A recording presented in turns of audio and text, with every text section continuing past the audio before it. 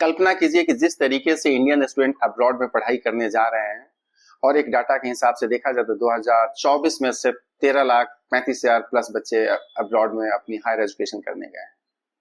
और जहां पे इंडिया में मारामारी है, कुछ ऐसे डिमांडिंग सब्जेक्ट है जैसे ईआई है, डाटा साइंस है, फॉरेंसिक है, या एमबीए है, एमटेक है, या कंप्यूटर साइंस है, या इंटरनेशनल रिलेशन है, उसको आपको लाखों रुपए देने के बाद भी आपका एडमिशन नहीं मिल पा रहा है।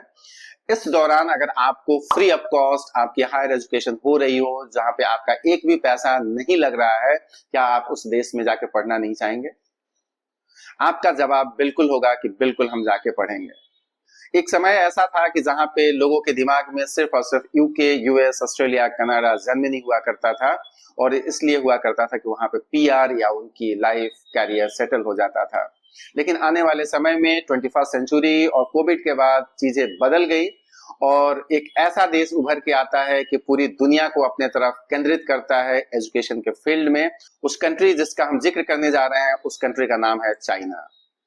चाइना के बारे में डिटेल्स में बात करें उसके पहले कुछ उसके हाइलाइट्स आपके सामने बता दूं, जिससे आपको चाइना को समझने में बहुत आसानी हो जाएगा कि चाइना क्यों एक एजुकेशन हब बनते जा रहा है पूरी वर्ल्ड के लिए।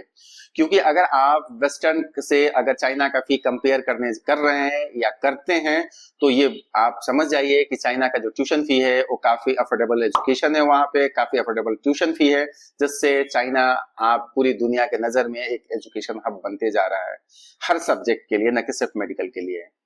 क्वालिटी इंस्टीट्यूशन, जिसको टॉप रैंक इंस्टीट्यूशन आप बोलते हैं, एक कि कौन सी देश के कितने इंस्टीट्यूशन है जो वर्ल्ड के टॉप 100 में है, टॉप 200 में है, टॉप 400 में है, या टॉप 1000 में है।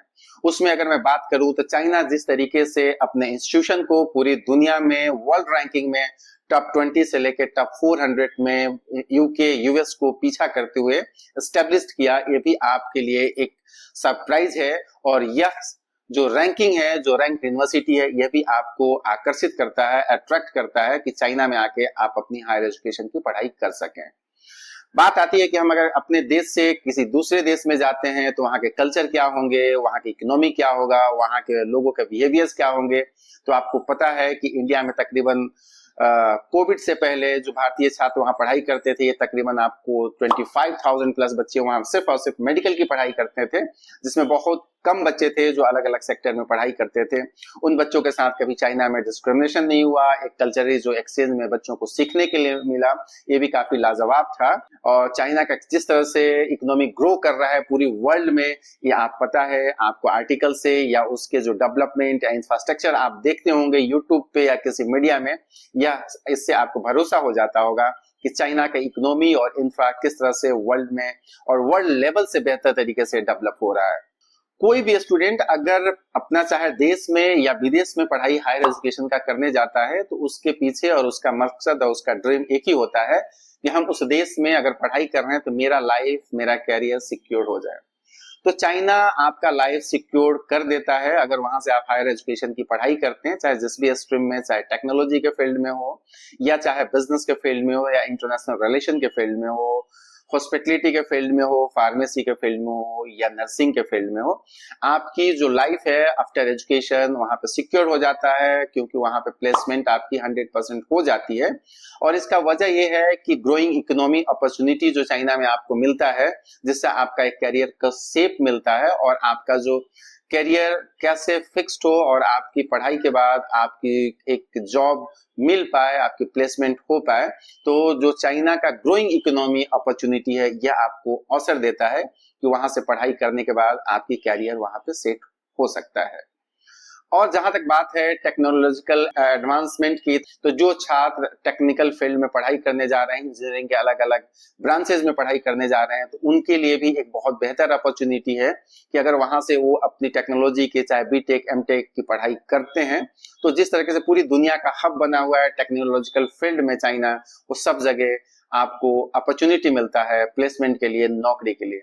इसीलिए पूरी दुनिया से चाइना में बच्चे पोस्ट कोविड आना शुरू कर दिए हैं। लोकेशन की जहां तक हम बात करें तो लोकेशन, चाइना एक ऐसा लोकेशन पे है कि दुनिया से आप बहुत इजी वे में वहां पे रीच कर सकते हैं, पहुंच सकते हैं। ट्रांसपोर्टेशन आपका काफी डेवलप है वहां पे। दुनिया के हर जगह से चाइना कनेक्टेड है और उसकी अपनी ही इतनी फ्लाइट सर्विसेज है जहां पे आपको कहीं भी जाने की जरूरत नहीं पड़ेगी। तो ट्रांसपोर्टेशन के मामले में और लोकेशन के मामले में भी बेस्ट डेस्टिनेशन चाइना आपके लिए है। और प्राइसिंग, एयर प्राइसिंग, जो फेयर की प्राइसिंग है, ये भी काफी दूसरे देशों से काफी कम है।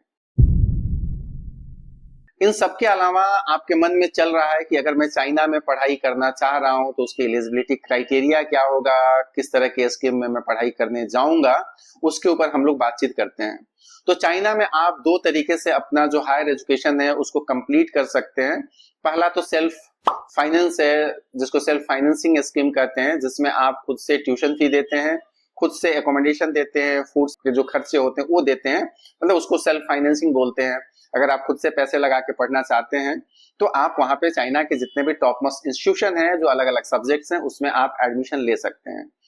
दूसरा जो सबसे बड़ा चाइना ने जो ऑफर कर रहा है इंटरनेशनल स्टूडेंट्स के लिए वो सबसे अट्रैक्टिव है और इसके बारे में इंडिया में बहुत कम बातें होती है जबकि पूरी दुनिया में इसकी चर्चाएं चल रही हैं। चाइना गवर्नमेंट ने पोस्ट कोविड के बाद इतने तरह की स्कॉलरशिप स्कीम इंटरनेशनल स्टूडेंट्स के लिए ऑफर किया है जिसके बारे में जानना चाहिए। चाइना में अगर आप चाहते हैं कि बिना पैसे के मैं पढ़ाई करूं तो यह संभव है और चाइना गवर्नमेंट के 3-4 ऐसे स्कॉलरशिप स्कीम्स हैं कि आप बिना घर से पैसे लगाए अपनी हायर एजुकेशन चाइना से कंप्लीट कर सकते हैं। तो हम देखते हैं कि चाइना में किस तरह के स्कॉलरशिप स्कीम्स हैं जो भारतीय छात्रों को मिल सकता है। जो सेंट्रल गवर्नमेंट, चाइना का जो सेंट्रल गवर्नमेंट है उसका जो स्कॉलरशिप स्कीम्स है इंटरनेशनल स्टूडेंट्स के लिए वो हर स्ट्रीम के लिए है, हर कोर्सेज के लिए, हर डिपार्टमेंट्स के लिए। उसको सीएससी स्कॉलरशिप स्कीम बोलते हैं। इसमें आपका ट्यूशन फी फ्री होता है, एकोमोडेशन फ्री होता है और 30,000 से लेके 50,000 INR स्टाइपेंड आपको पर मंथ मिल जाता है। अगर इसके लिए आप प्लानिंग कर रहे हैं कि सीएससी में मुझे अप्लाई करना है तो फिर आप इसके लिए नवंबर से अपने आप को प्रिपेयर कर लीजिए क्योंकि आपको डॉक्यूमेंटेशन बनाने में भी समय लगता है। और पासपोर्ट अगर आपके पास नहीं है तो पासपोर्ट पहले से अप्लाई करके रखिए, तो हो सकता है आप सीएससी के लिए एलिजिबल हो जाए। नहीं तो सीएससी का समय बीत जाता है तो सीएससी के बाद आप अप्लाई उस डेट के बाद नहीं कर सकते हैं। दूसरा जो चाइना गवर्नमेंट स्कॉलरशिप स्कीम जो प्रोवाइड करती है इंटरनेशनल स्टूडेंट्स के लिए वो प्रोविंशियल गवर्नमेंट स्कॉलरशिप स्कीम है। जो वहाँ के स्टेट्स गवर्नमेंट है वो स्कॉलरशिप प्रोवाइड करती है इंटरनेशनल स्टूडेंट को जो अलग अलग स्ट्रीम में वहां पे आके पढ़ना चाहते हैं। उसमें भी 3 तरह के आपको जो फाइनेंशियल एड दिए जाते हैं। एक तो है कि जिसमें ट्यूशन फी, हॉस्टल फी और स्टाइपेंड भी मिलता है। दूसरा जो उनका क्राइटेरिया है उसमें आपका ट्यूशन फी, एकोमोडेशन फ्री हो जाता है। तीसरा जो क्राइटेरिया है उसमें आपका सिर्फ और सिर्फ ट्यूशन फी फ्री हो जाता है। इसके अलावा चाइना गवर्नमेंट का एक और स्कॉलरशिप स्कीम है जो यूनिवर्सिटी लेवल पे यूनिवर्सिटी स्टूडेंट को सेलेक्ट करती है और यूनिवर्सिटी फंड से उन बच्चों को स्कॉलरशिप देती है।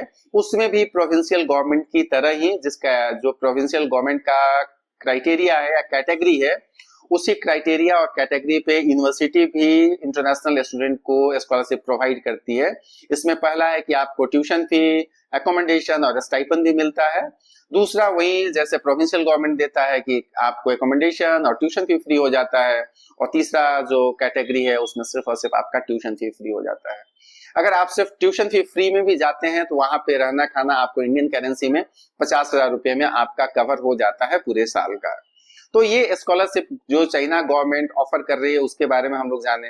अब आपके मन में आ रहा होगा कि इसके लिए सिलेक्शन प्रोसेस क्या होगा, हम कैसे अप्लाई कर सकते हैं, किस किस कोर्सेज में हम जा सकते हैं। कोर्सेज के बारे में मैंने बता दिया है। अगर आप अंडर ग्रेजुएट में पढ़ाई करना चाहते हैं तो आपके जो भी स्ट्रीम से आप कॉमर्स के हैं या साइंस के हैं उसमें आपका कम से कम मिनिमम नॉर्मल एवरेज आपका 60% होना चाहिए। जबकि चाइना में कुछ कॉलेजेस हैं, यूनिवर्सिटीज हैं जिनका अपना भी एलिजिबिलिटी क्राइटेरिया है।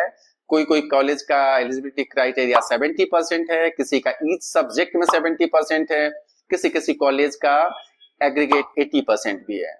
तो ये एक नॉर्मल वहां का एलिजिबिलिटी क्राइटेरिया है। और सेम अगर कोई स्टूडेंट अगर पीजी में जाना चाहते हैं उनके लिए भी नॉर्मल जो क्राइटेरिया है 60% है। और जो स्पेशल केस के क्राइटेरिया है किसी यूनिवर्सिटी का 70% है, किसी का 80% है।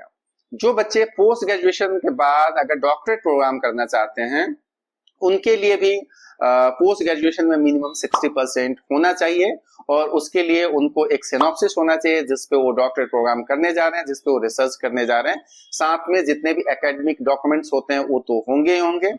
आपको सबसे पहले जो इन्फॉर्म करना चाहता हूं कि अगर चाइना के लिए आप प्लान कर रहे हैं, स्कॉलरशिप के लिए अगर आप प्लान कर रहे हैं, अगर आपके पास पासपोर्ट नहीं है तो पहले आप पासपोर्ट अप्लाई कर लें।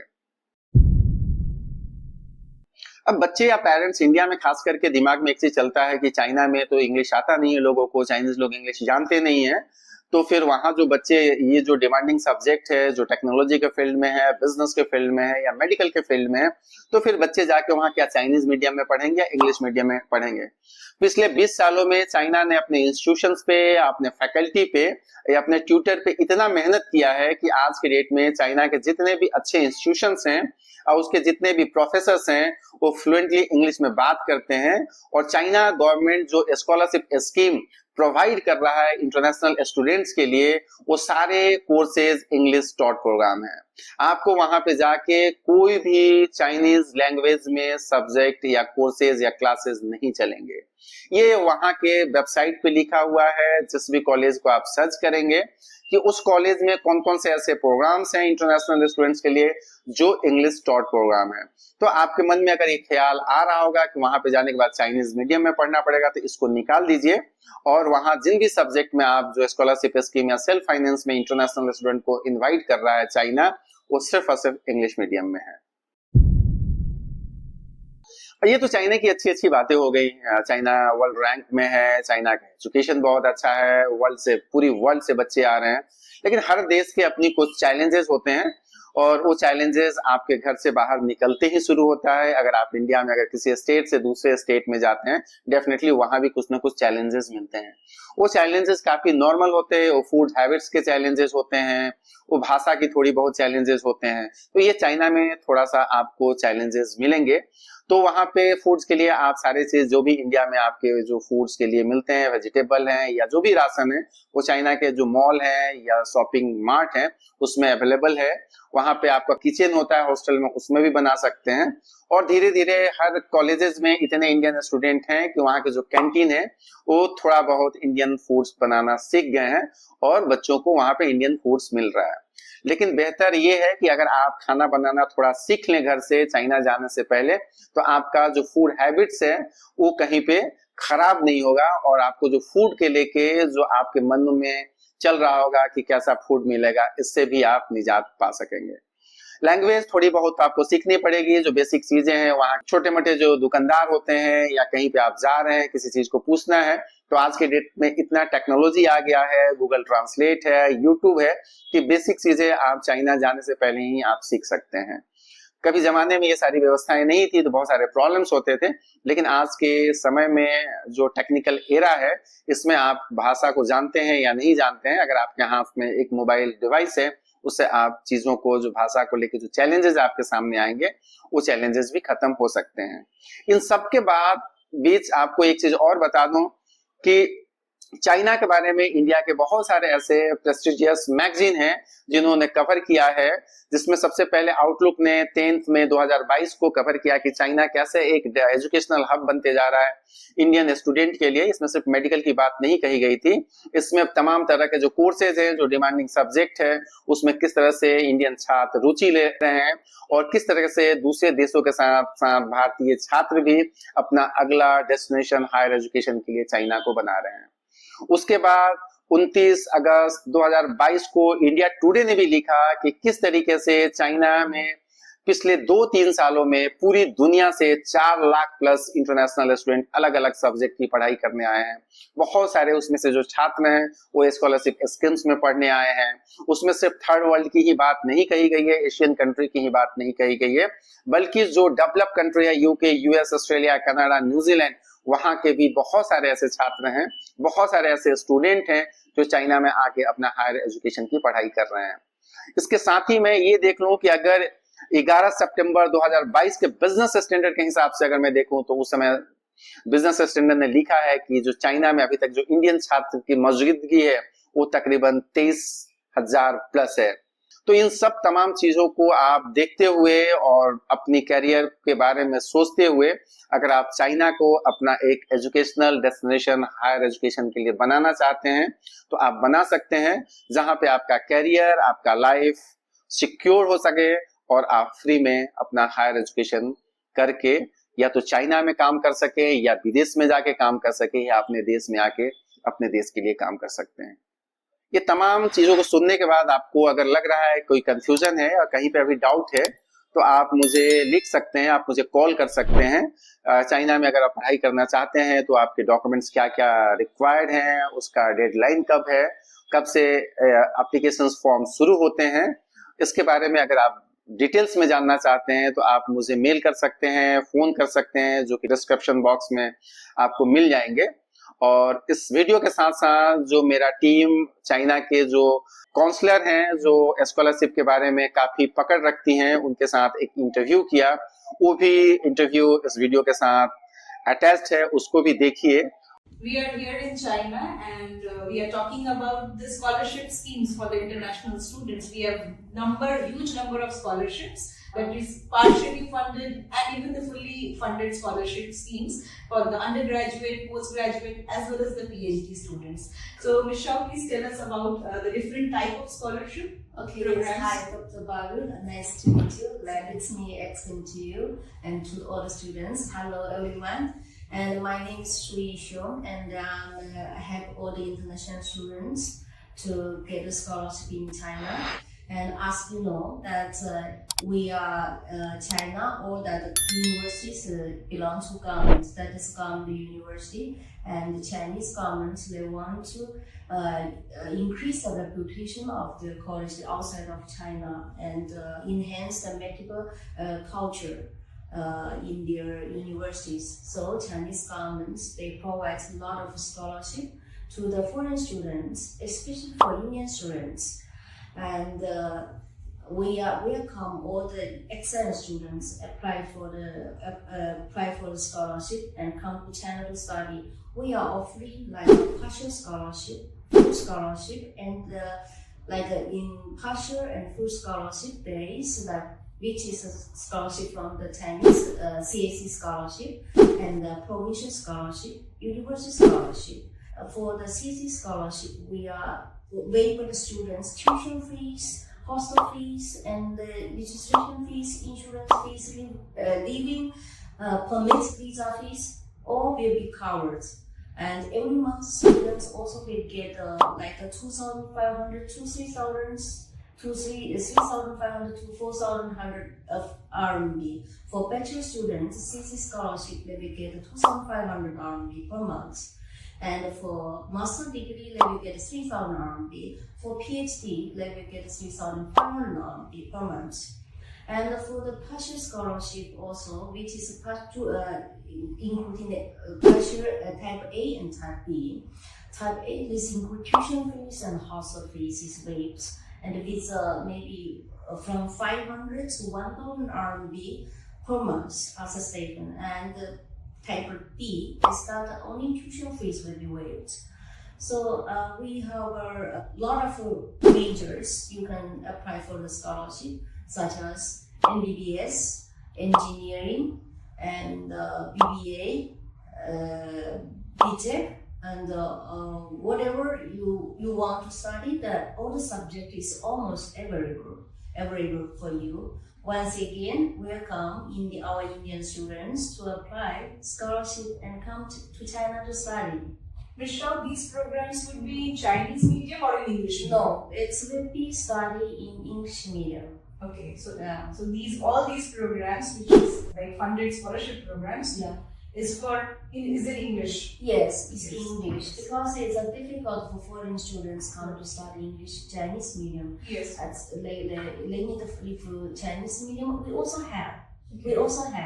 And if some students they're interested, like we also have this kind of students. So we ask them to study English medium. They say, no, I don't want to study English medium. I want to study Chinese medium. This program also is available. It means that you should study like a 4 years engineering course, bachelor.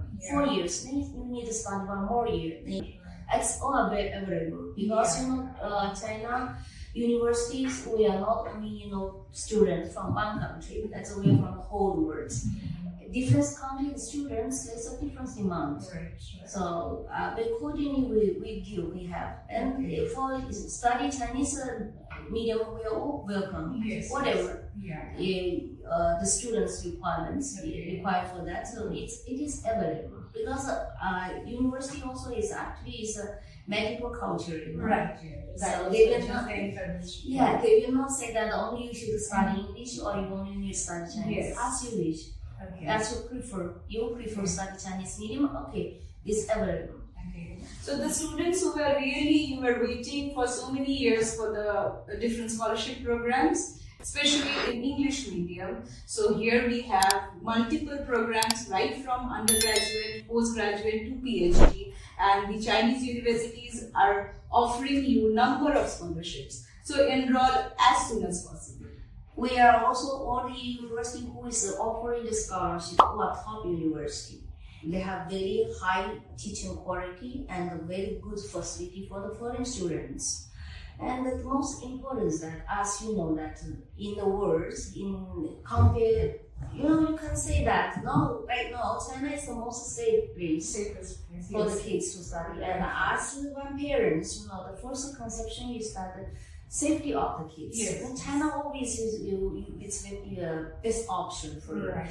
And the Chinese government also, they are welcome foreign students come to China to study. Yeah. And the Chinese local people also, they're very friends. They give a lot of respect to the foreigner. Yes. Okay, this is they create very good environment for the foreign students. Yeah. Okay, welcome to everyone to apply. अगर आप इस channel पे नए हैं, पहली दफा आए हैं या पहली दफा मेरी इस वीडियो को सुन रहे हैं, तो इस चहूब कंसल्टेंट को सब्सक्राइब कीजिए, शेयर कीजिए, बेल आइकन बजाइए। और जो पहले से मेरे सब्सक्राइबर हैं उनसे रिक्वेस्ट है कि मेरा वीडियो थोड़ा लंबा होता है, वो पूरा वीडियो देखिए, तभी जाके आपको पूरा इन्फॉर्मेशन मिल सकता है। और आपसे भी आग्रह है कि इस वीडियो को जितना ज्यादा से ज्यादा आप शेयर कर सके, तो बहुत सारे बच्चे, बहुत सारे पेरेंट्स इससे लाभान्वित हो सकते हैं। बहुत बहुत शुक्रिया। Thank you.